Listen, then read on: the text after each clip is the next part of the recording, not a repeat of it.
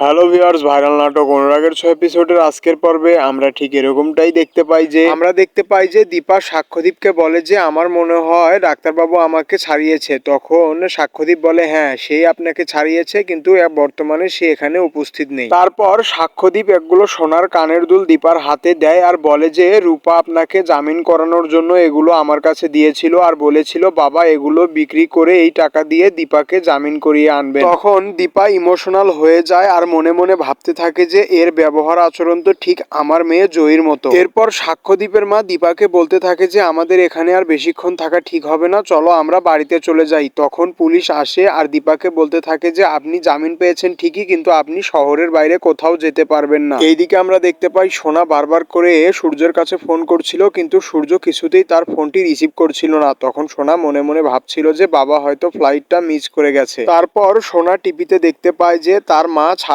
পেয়ে গেছে। তখন সোনা মনে মনে ভাবতে থাকে যে তার বাবা হয়তো কখনোই তাদের কাছে ফিরে আসবে না। তখনই সূর্য সেখানে চলে আসে আর সোনা সূর্যকে জড়িয়ে ধরে। তো ভিউয়ার্স, এই ছিল আজকের অনুরাগের 6 এপিসোডের মূল পর্ব। ধন্যবাদ।